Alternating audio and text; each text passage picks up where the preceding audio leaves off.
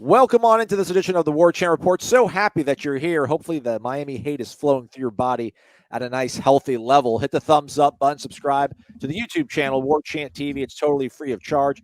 I am joined by Jeff Cameron, host of the Jeff Cameron Show, going strong for over 20 years, right? Well over 20 years, right, Jeff? Yeah, it's crazy. Don't say that too loud. I feel old, but that's accurate, yes. You look younger than I do, man. Look at the beautiful part on the show. Irish O'Fell, the managing editor of Warchant.com, Miami native, kind of, air quotes we'll put around you there, joining us as well here on the Warchant Report. We'll get predictions from the entire staff towards the end of things, but a reminder, again, to hit the thumbs up button, subscribe, check out all the content that we have over on Warchant.com when it comes to game days, especially the watch-along, which will be going on. I have to imagine, Jeff, you'll be making your triumphant return to the watch-along this week. I think I've been told that's the case. Yeah, I'm pretty sure that's right. So that is fine with me. Hopefully I am reveling in an ass beating in which Florida State is delivering. Fingers crossed. Check out Jeff, Tom, and Dominic Robinson on the Warchant Game Day Watch Along. All right, gentlemen, let's get to it then. Miami and Florida State, 5-3. Florida State, 4-4. Miami, 7:30. Miami Gardens, Hard Rock Stadium, also known as Doak South in some circles for a long period of time here.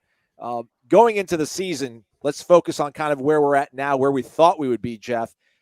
Looking at the schedule early on, felt like this would probably be the toughest game for Florida State going into the year. What, if anything, and how have things changed in the way you look at this Miami game versus how you did possibly in August when the schedule dropped? I'll start with them, okay? Because Tyler Van Dyke was coming off a really good season, and it looked like they had a quarterback for the future and an offense that would continue to develop. Of course, this is a new offense coordinator for them. They bring in from Michigan, and right from the jump, things look convoluted. He doesn't look comfortable. They're having trouble. They've lost some weapons at wideout, and they're not on the same page. When they are on the same page, those guys like to drop passes. They have consistently all year long. And then they had some injuries along the offensive line and some inconsistencies there. So Miami has taken a big step backwards. Meanwhile, for Florida State, we had a lot of question marks about Florida State's ability to improve offensively. Would Jordan Travis take a big step forward as a thrower? We knew he was electrifying as a runner. He was adequate as a passer. Now I'd say he's downright good as a passer, and he's always been really capable with his legs. So that remains true. This offensive line, despite injuries, have been able to run the football pretty consistently. So Florida State's offense, improved weapons at wide receiver, step forward with Jordan Travis. Meanwhile, Miami's walked backwards some offensively. I think those two things have dramatically changed for these two programs. That sums it up. Let's go home. Good night, everybody. Yeah, Ira, I mean, it feels like that overall, it seems to be the arc right here right now is that Miami is not nearly as capable or explosive or, successful as we thought they would be. And Florida State probably is a little bit further along or maybe just looking in certain ways much more impressive than we thought. Has any of that sort of gap here in the last few weeks? Has that closed, widened with the Tyler Van Dyke news? But what's changed for you maybe since the preseason and looking at things now? Yeah, I was always a little bit dubious of the way everybody just assumed Mario Cristobal would just walk in the door and everything would be great. They did have a good offseason in terms of bringing in a lot of transfers. So you thought, well, if they hit on those guys and you do bring back Tyler Van Dyke, but there were some questions about that team and some of the hype was just kind of really surprising. They were preseason pick to win the Coastal Division and highly ranked going into the preseason. It just seemed like people were so convinced because of the offseason they had with all the excitement with the NIL and the money people were pouring into the program, the staff they put together from a financial standpoint, that it was just going to be overnight. But, that wasn't a great football team last year. It hasn't been a great football team in a long time. And so they have not met those expectations. Then you've added some injuries, as Jeff said, especially in the offensive line, and Tyler Van Dyke's been banged up. So all that kind of goes in together. I do think Florida State's exceeded expectations, but not to some great level where that's changed everything. I really think most of it's about Miami. I think most of it's about, that Hurricane team is nowhere near what people for some reason thought they were going to be, but I don't know if that was ever reasonable in the first place. I think, if Van Dyke is healthy, they're going to be a tough out. They're a good team. They're probably an above average probably offense with Tyler Van Dyke. He's one of the best quarterbacks in the country. It just hasn't meshed this season for them. And then when you add in the injuries, that kind of explains it. I think it's the press clippings, right? I mean, they've got a guy like Leonard Taylor. They've got James Williams, Tyler Van Dyke. These guys had that sort of heralded status about being potential NFL draft picks. I think that's why the expectations were so high. And they are doing well in recruiting. They're 8th, according to On3. Florida State is 17th. You got Mario in year 1 trying to establish something. Florida State in the middle of a pivotal year 3 for Mike Norvell. We know just how much this game means to the fans, also these players as well, obviously. Jeff, who has more, I guess, to lose then in this situation where you've got a first-year head coach trying to establish something versus a third-year head coach who is really trying to kind of start separating and showing that this program is moving into the standard that they've been used to and accustomed to? Yeah, Mike has a lot more to lose here. Obviously, things haven't gone well for Mario Cristobal in year 1, but they are succeeding in the recruiting game for now. And in year 1, when you're trying to establish a new way of doing things and obviously get kids to buy into your culture, you're going to have bumps in the road. Every first-year coach usually does. It doesn't always manifest itself in a bad record, depending on what the situation was that the coach coming in inherits.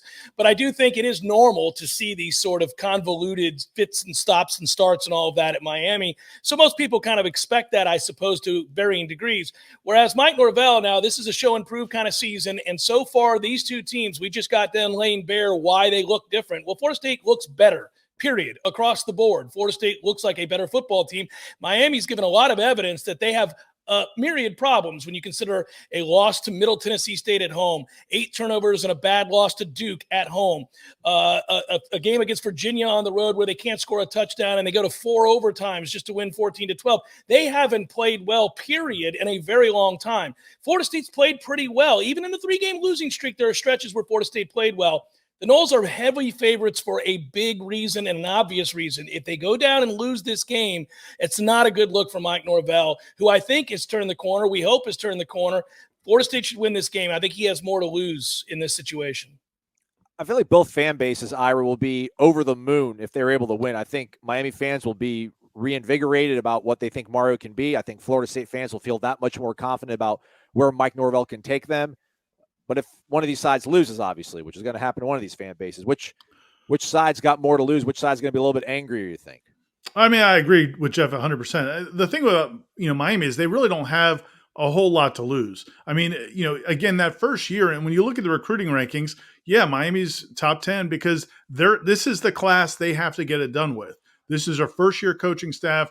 Almost all first-year coaching staffs have a great opportunity in recruiting because no matter how you do on the field, you can just tell the recruits quietly, hey, look, when we get you guys in here, it's going to be totally different. These aren't the guys I want. I want to get you guys in the next classes, and we're going to turn this thing around. Mike Norvell doesn't have that luxury anymore, and he kind of got shortchanged. Well, he didn't kind of. He really got shortchanged. He should have had this year in 2020, but of course the pandemic hit. So they couldn't even go out on the road recruit. They never had that opportunity to build those relationships, to sell that hope the way most coaches do. So Billy Napier at Florida and Mario Cristobal at Miami, they should have really good recruiting classes this year. This is their shot. A year or two down the road, now they'll have to answer for performance on the field. So Miami, I think it's just found money if they beat Florida State, especially when you add in the injuries and the transition year and all that. All the pressure is on Florida State. They have to get this win because they don't have those excuses to fall back on in terms of transition and getting their own players in. These are Mike Norvell's players. It's year 3. He needs to win this football game. Yeah, that new car smell, it's a real thing when it comes to the world of recruiting.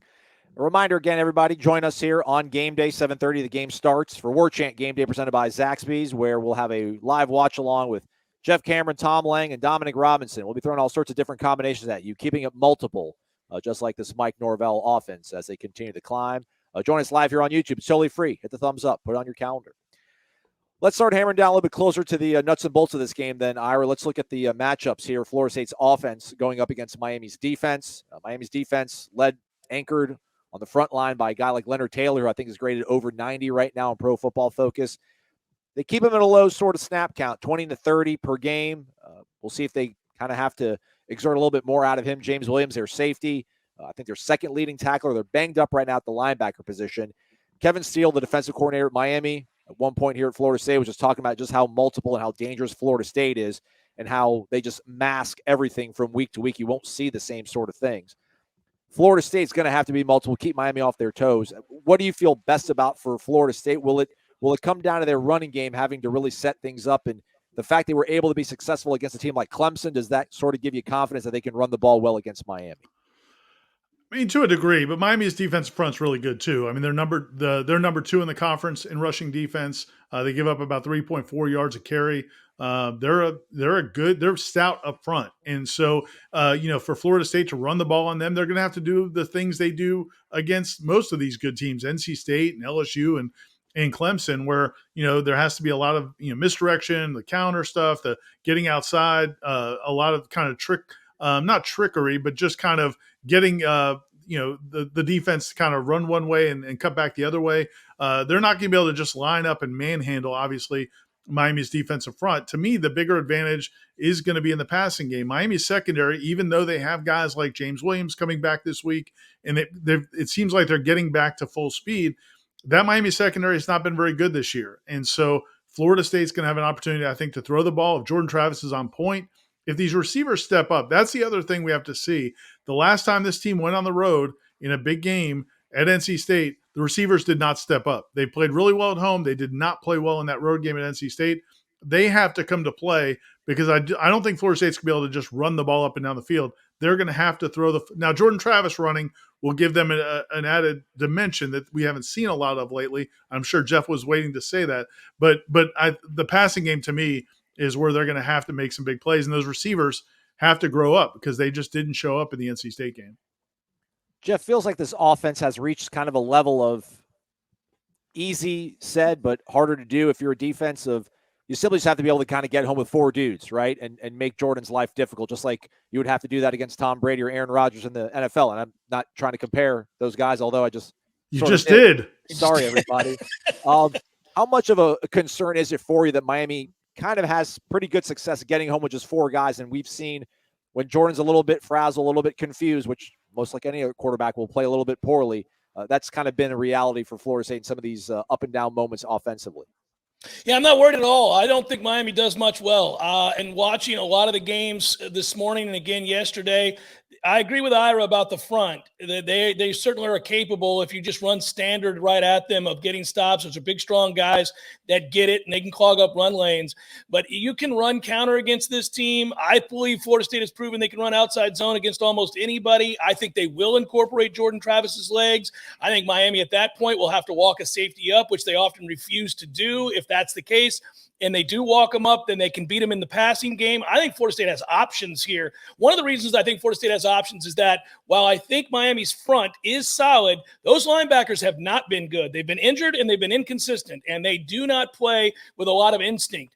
I just like this matchup. I mean, the only thing that gives all of us pause is it's a road game, and as Ira pointed out, some guys haven't stepped up in these road games. They've all kind of taken turns, taken blame here in some of these situations. Even Jordan has had little moments where you're like, that doesn't look like him. But the truth is, if all these guys play well, if Florida State is buttoned up, this is my complaint about the Georgia Tech game. If Florida State is buttoned up, they're going to win this game going away. Miami's not good enough. But will Florida State play buttoned up? We've seen the red zone mistakes. We've seen the missed snaps and the opportunities there squandered. If you give Miami a reason to believe at home in a rivalry game because you screw up situations, sure, it could be a game.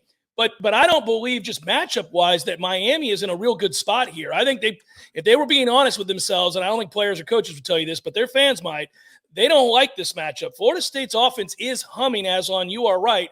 And the only thing that hurts Florida State's offense now are self-inflicted wounds. Right. I think, for Florida State fans, too, I think it probably will be a little bit of a closer game. I know the matchup favors Florida State by a huge margin, but most of it's because it seems like Tyler Van Dyke is probably going to be the starter for Miami on Saturday. Mario Cristobal spoke on Monday, Tuesday, and then Wednesday. Wednesday said that Van Dyke continues to look better and better each single day. He was asked specifically about that injury. It was a throwing arm injury, and says that, everything looks normal. He throws with the same sort of strength that he has. So as we look at Miami's offense against Florida State's defense, Xavier Restrepo, who's their leading receiver, returned last week against Virginia. He's now one more week kind of back in the mix of things. Van Dyke is back. They think they might have a solution now at their right guard position, which has been a bit of a revolving door. Is the Florida State secondary a concern at all? When you look at some of these weapons, a Will Mallory, Ira, for Miami attack when it comes to the passing attack, or is it just simply they've been just too inconsistent that you'll give the benefit of the doubt to Florida State secondary, even if they're kind of trying to figure out themselves who their number 2 cornerback might be? Well, first of all, I'm still a little skeptical about whether or not Tyler Van Dyke's going to play. I know what Mario said. I just, we've been hearing from a lot of people around that program over the last week that he was still in a sling last week. There were a lot of people that cover that team that did not expect him to play. So maybe he's had a miraculous recovery, and maybe he'll play. But I'm still not 100% sold. I just have flashbacks to Jimbo telling people that Christian Ponder was going to play. So we'll see. But even if he does, yeah, I mean, the issue is, and you said they feel like they've got a solution at right guard, but I think it's a freshman, right? Yes. They've plugged in there. So again, man, I really like this matchup of Florida State's defensive front against Miami's offensive front, both in the run game and the pass game. And Florida State's got a huge advantage there. You're getting Fabian Lovett back. He got to play last week. He's full speed. Jared Verse is back to full speed. You've got all these other guys who have been nicked up, Robert Cooper and Malcolm Ray and Jared Jackson, who all seem to be kind of rounding into form now as much as you can during a season. I just like Florida State's chances up front to really mess with whoever it is. And, if we remember last year, now the crowd was a factor as well, but the pass rush was a factor with Tyler Van Dyke in that game last year. So if Florida State dominates the line of scrimmage, I really like their chances. I don't love Florida State's secondary, but Miami's receiving core is kind of pedestrian. Will Mallory's a nice target at tight end. He's a really nice player, but I don't know that he's going to be a guy that catches 12 passes for 150 yards. So I like Florida State's chance. I just like Florida State's matchup, their defense against Miami's offense. Miami's offense, they would have to have the game of the season for them, I think, against this defense to really throw a scare into FSU defensively. Inez Coopers, who's been kind of penciling in at their right guard spot. Jeff, you said you like the matchup, so I was going to kind of ask you about, to Ira's point about affecting Tyler Van Dyke. Will it come down to a guy like Jared Verse being able to win his one-on-ones and get home and pressure Van Dyke, or do you just simply feel over the course of 60 minutes it's just a tough ask to think that Miami's going to be able to score enough points, beat Florida State to the number 24 or whatever you have picked out in your head? Yeah, for Miami to win, Van Dyke has to be upright. He has to be healthy. I agree with Ira. I'm not sure he's going to start. We'll see. Let's see how strong that arm is if he does play. I will say this. Miami's hope is that he has to play. If Garcia plays, this is a beating. Florida State will dominate this game. They may dominate it anyhow, but Miami needs Van Dyke to play in this game, and they need him to be clean. And maybe that happens. I'm not going to bet on it. When I look at Miami's offensive line, I think they can be overwhelmed. Florida State does a good job with these overloads that they've been doing with blitzes. And, against offensive lines that have struggled, you've watched Florida State be able to take advantage of that with pressure. So we'll see if they have to dial up pressure. I would hope that they wouldn't, but we'll see. I think Florida State has to help Miami win this game. That's the only way I can see Miami winning. If you put it on the ground, you're sloppy, tip pass, pick six, something weird like that. I'm not trying to speak it into being, but I just don't see physically the matchup anywhere on the field that really favors Miami. So I would really think that Miami's in trouble in this game, especially if Van Dyke is not 100%.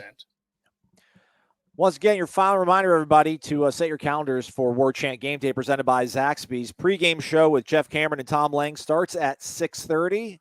1 hour, plenty enough to get you ready for the Miami-Florida State game. And then starting at 7:30, the watch-along with Dominic Robinson, Tom Lang, and Jeff Cameron in some fabulous, amazing combination to keep you entertained and informed during the entire game.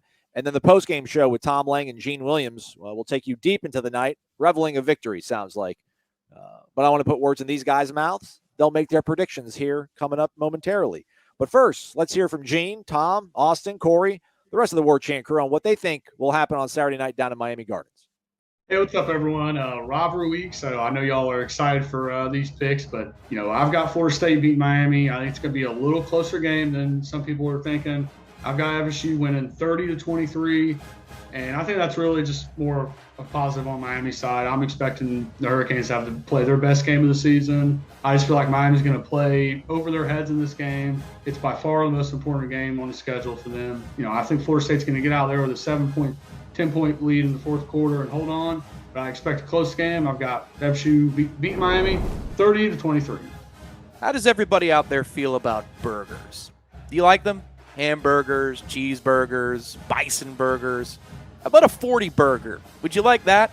Because that's what I'm calling for this week. a 40 burger. Florida State's going to drop more than 40 points on their rivals at Doak South, Seminole, Hard Rock, Land, Shark, Pro Player, whatever you want to call it. The Noles offense is going to be ready to go. Miami's defensive front is good. They're lacking in other places, and I think FSU's got something in store for the Canes. They've got to be better in situations, though. So, independent of Tyler Van Dyke or Jake Garcia, I think the FSU offense sets the pace. If Van Dyke plays, the Noles may need some more points just to pull away. But here it is, your final score, not knowing who Miami's quarterback is going to be. Florida State 42, Miami 20. Enjoy your time this week, and let's get together on Warchant TV on Saturday night for Zaxby's Warchant Game Day. The only Warchant member you really care about has arrived. Look, I think it's going to be around what the spread is, 7.5, 8 points for most of the game. I think there'll be a little bit of back and forth, but I think our man Fitzy is going to put it away with a couple of field goals in the fourth quarter. I'm looking at Florida State 30, Miami 17. It obviously matters who plays quarterback for Miami, but Van Dyke, even with him back there, has not been great. That offense has not been great. I think Florida State's defense is good enough. And look, man, I think Florida State's offense is playing as if it's one of the best in the country. That should portend to 30-ish points. And if you get to 30 points on this Miami team, you should win and win by multiple scores. And that's what I think is going to happen. Noles could be bowl eligible. That'd be 2 in a row over the Canes. Everybody be loving Mike Norvell and loving life. So anyway, that's my pick. Florida State 30, Miami 17. Peace. Full disclosure, I don't have the best feeling about Saturday's game against Miami. Look, I get it. On paper, Florida State's a much better team. Miami's been garbage, especially last week at Virginia. That was a humdinger. But let me be honest with you on some things. Miami's going to give their best game of the season. That scares me. They're going to do it as Florida State. They get up for one game. Florida State's going down there with major shaky kicking issues. I'm not confident in Ryan Fitzgerald. Red zone offense has been problematic. I'm going to assume Tyler Van Dyke's going to play in this game. Assuming he's going to play, I think Florida State can squeak out the win, but I think it may not be as pretty as a lot of FSU fans are expecting. I'm going to go 23-20, Florida State in this one. And hopefully I'm dead wrong. Give it to me in the post-game show. If Florida State beats them by 2-3 scores, let's hope so. But I think Florida State will eke out the win. All right, gentlemen. I think I know where you guys are going to go. But one final chance to explain yourselves. Give us some good sound reasoning. I'll start with you, Ira.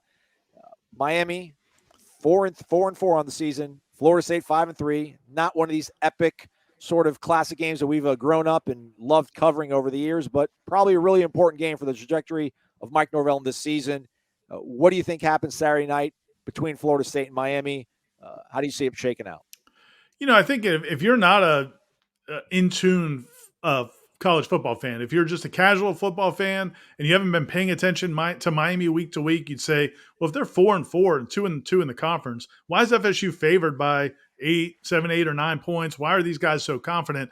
Well, the 4 wins are against Southern Miss, Bethune-Cookman, Virginia, and Virginia Tech. And Virginia Tech are probably the 2 worst teams in the Coastal. They're in the competition for the 2 worst teams in the conference. So there's Miami just hasn't done anything yet. Now, if they win this game, it would be a huge win for them, obviously. And I'm not saying it's not possible, but it's not. You couldn't predict that based on anything we've seen this season. They got blown out at home by Middle Tennessee, by Duke. It's just, there's not a lot to point to other than the U on their helmet. Coach Henshaw in the Henshaw's house said, if you didn't see the U on their helmet, you wouldn't even think this would be a game. So I like Florida State to win pretty comfortably. I'm not going to be outlandish with the score because I kind of feel like Florida State will, play a little bit conservatively. I just don't think they're going to want to do anything that gives Miami a chance for a cheap score. So I'm going to say 27-13. I think Miami maybe gets a couple field goals. Maybe they get a long return. The one area we didn't really talk about, their special teams. They've had some plays in the return game, and Florida State's given up at least a long kickoff return. So maybe they make a play there, but I'm going to say 27-13 Florida State. All right. Jeff, I feel like I went into this thinking about a tight back-and-forth contest. I feel like you're about to give me a good shot in the arm that to dream a big dream Saturday night. What do you see unfolding in Miami Gardens at Hard Rock Stadium? If Florida State scores fewer than 30 points, as Ira is predicting here, it is a travesty. I am telling you, Their defense isn't terrible. no reason whatsoever that Florida State doesn't light this defense up. I'm telling you, that's where Florida State's at these days, Ira. You're always trying to convince me of that on Seminole headlines, you and Corey. I believe in you guys. I'm gonna buy in right here. I'm gonna tell you right now, Florida State 41, Miami 17. Woo. That could happen, man. It's a beating in the wings, guys. I mean, I think Mike Norvell really is going to try to seize this opportunity to really make a statement, and that would be a heck of a statement, man. But I hang out with Ira more than you, so I'm gonna kind of shade a little closer to Ira's side. I think Miami's going to cover. I think it's going to be 27-20. Maybe it'll be like, maybe it'll be 27-13. They kind of late touchdown a la Georgia Tech. I don't know, man. We've seen this game too many times to really think that it's going to be a 2-3 score sort of margin. So I think regardless, we'll feel good about Florida State, even if they don't hit that 30-point mark. Jeff, I'll take 20. I think everybody watching this will take 27-20. They'll obviously take 41-14 or whatever you had, though. 41-17. The one thing I'd say, look, on paper, I'm inclined to agree with Jeff. But one caveat I would say, and one reason I don't think the score gets too out of hand is because unlike Mike Norvell, who 2 years ago went down there to Miami and said, I'm going to try to win this game, even if it means playing Jordan Travis at 6 positions and throwing the ball backwards and all the things he did out of desperation to try to win that game, which led to them getting blown the hell out. I don't think Mario's going to do that. I think Mario's going to do everything he can to keep the score as close as possible. So that's a fair point, Ira. It's a really good point, too, by the way. I think they might try to shorten the game if they feel like they're outmatched because he doesn't want to get humiliated. I'm with you on that. And then all that takes is a couple of empty possessions from Florida State. And the next thing you know, we're in the fourth quarter. It's a 14-point game. We all know that it's not close, but the score, okay, I can see that. I'll give you that. Other than that, if Mario tries to win this game and keeps chucking it, buddy, it's going to get ugly. I agree with you. Okay. That'd be awesome to be up 2 scores on Miami in the fourth quarter.